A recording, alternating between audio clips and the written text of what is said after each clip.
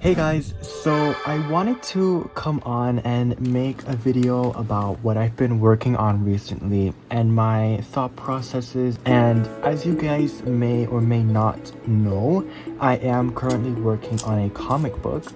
And if you want to know some more information about that book, about the characters in it, the story, and the setting, I have a playlist and I'll link it down in the description below so you guys can learn more about it if you want. But I am currently in the process of writing it out, and it is a very character heavy story, and a lot of the art that I was making was revolving around the main character, Noah Aldrich, obviously, since he is the main character. But it was very character heavy work, and it was also like pretty tiring because it's like I'm learning how to write, which is an experience and a skill set that I have not really tuned. It's like a lot of different aspects and a lot of different things that you have to keep in mind. So I was getting a little bit tired of writing so much since it is something new that I'm doing, and my art, I don't want to say that it was stagnating, but I just wasn't getting like excited to create. I was still making improvement in my art and I still liked the art that I was making, but it didn't necessarily make me so excited to draw. So I decided to take a little break. I wrote out like a first draft of my story,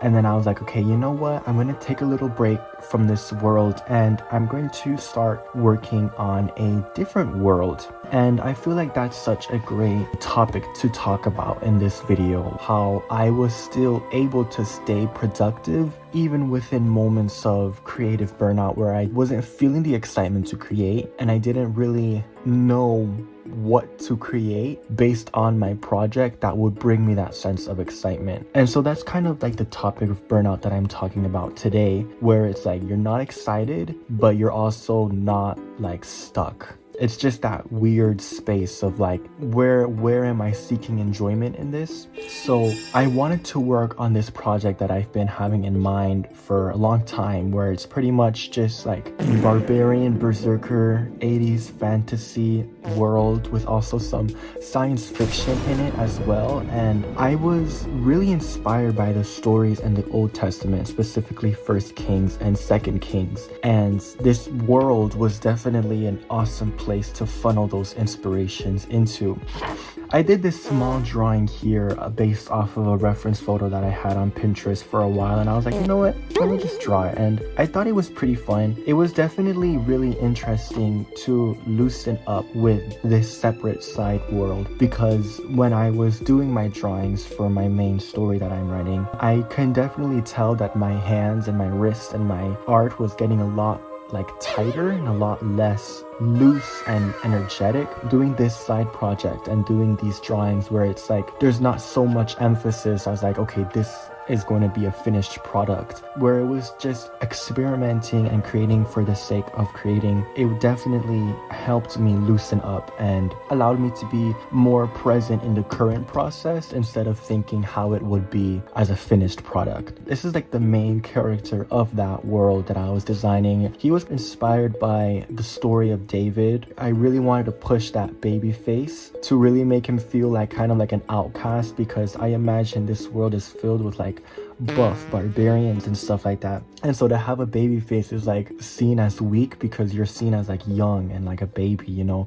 A baby is not capable of as much strength as a grown-up. So I thought that would be a fun narrative to play, as like similar to the story of David, where he wasn't like a stereotypical warrior, but he still was able to defeat Goliath. So that was kind of the archetype that I was playing around with. And I feel like in this drawing right here, I really noticed the technique of my pencil drawings really coming into shape with how I would shade and do the hatching and do the form, the volume. And it was really fun moment of improvement.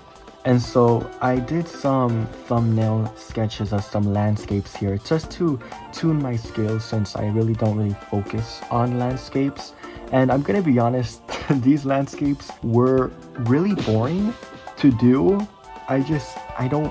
I have so much more enjoyment doing like character focused drawings, but I'm still happy with how these came out. I feel like I was really able to balance the values so that it's very clear what is in the scene. And these are some different concepts for the clothing of different tribes in this berserker barbarian world. And I was thinking like there could be like a summer tribe, a spring tribe, a winter tribe that is based on the different climates of the world. And I was thinking for the summer folk, which will be like the desert and the beach and the oasis geography with that hot and arid climate. And I was thinking for their homes, it can be like these gigantic arcing canyons, and within the arcs of the canyon is where their homes are.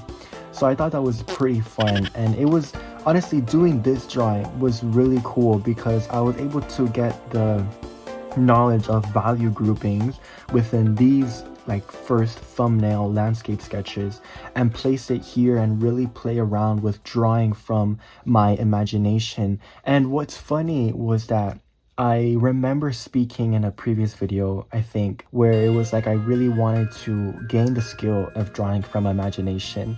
And I was like working out and I realized that I was placing so much emphasis on using references. And it's like using references is not bad at all. But it got to a point where I was not allowing myself to draw without having a reference present. And as a child, I would just like draw and I wouldn't really use a reference, and sometimes that would be really obvious, but I still look back on those old drawings and I see just the pure imagination, the pure just fun and enjoyment within those drawings. And doing this little landscape sketch and also doing this pose from imagination, pretty much, well actually this whole page, I only really looked at references for the clothing, but like the poses and everything was all done from imagination. And it was really fun reconnecting with that ability to just put down what I'm thinking in my head on paper, not putting so much emphasis on it. And this is another character I was working on for that barbarian berserker world, a wandering prophet, and he was very inspired on the character Samuel. And I really liked how these portraits came out. And before the sketchbook, I found like portraiture to kind of be a little bit intimidating because working with one singular character, I really wanted to make sure that I was able to get the likeness completely like locked in. And obviously doing that and really overthinking and being intentional with every single line I draw,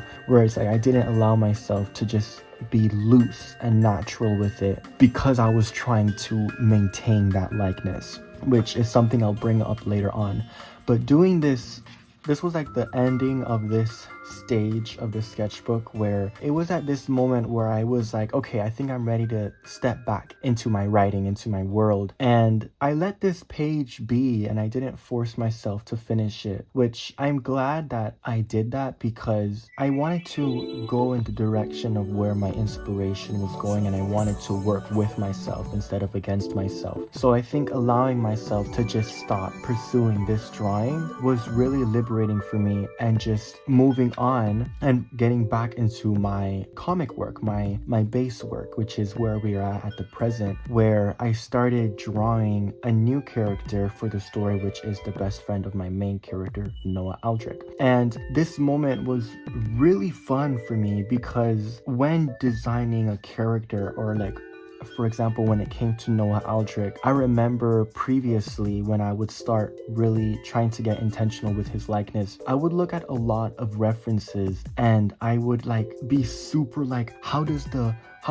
folds of the face interact with his overall likeness? And it's like, that's good to learn, but I think it also, being so like technical with it, it got to a point where it was kind of difficult to just draw it freehand. And loosening up with this separate world, especially with what I was talking about here, with just being loose with the face and really focusing on that just expression and that impact, it really helped me nail a likeness that came really easily with this current character, and also with Noah as well, because I was already in that loose mindset of just getting that impact, getting that overall read across, instead of focusing so much on having tight line work, and coming up with this likeness. It feels personal and it feels unique within my characters. Also, what I realized in doing this character is that I was like, my character is like Noah, and this current character, his name is Milo, and my previous character, my barbarian character,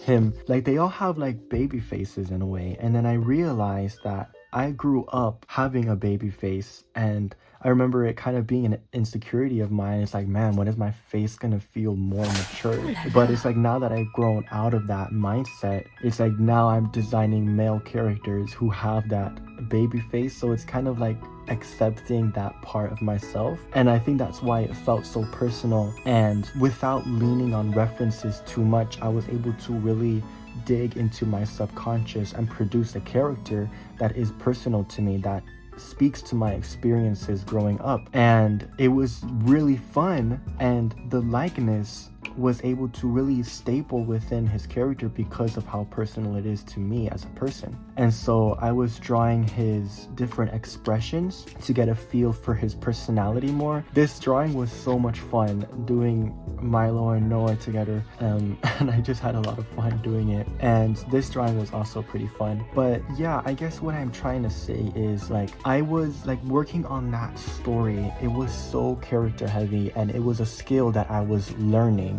And because I've been spending so much of my life pursuing art, like as long as I can remember, I've always been drawing. So drawing has always come naturally for me. But learning a new skill in writing, having that be a hard skill to learn, honestly, and having that not come naturally to me, it was definitely hard for me to accept that. And I think taking a break from that and returning back to my roots while still, keeping in mind of writing, because those experiences of writing my story helped me in Berserker Barbarian World, because I was able to come up with ideas a lot better, and the ideas that I was coming up with felt a lot stronger. So doing those writing for my comic book helped me in my other projects, but also this Barbarian World helped me in just loosening up and really reconnecting with that kind of childlike wonder and enjoyment of drawing, and just seeing drawing as just a fun thing to do. And being able to get back into that mindset helped me so much more within my main project, my main comic book story, that when I got back to writing, I was able to read my draft with fresh eyes and make some changes, and it came out so much stronger now because of that break that I took. And having that enjoyment, being able to reclaim that enjoyment, helped me so much, because now I'm able to funnel that enjoyment into my work. It was enjoyable being able to experiment and being able to discover with my art. So I wanted to talk to you guys about that, because I think it was definitely a really useful perspective to have in reclaiming enjoyment.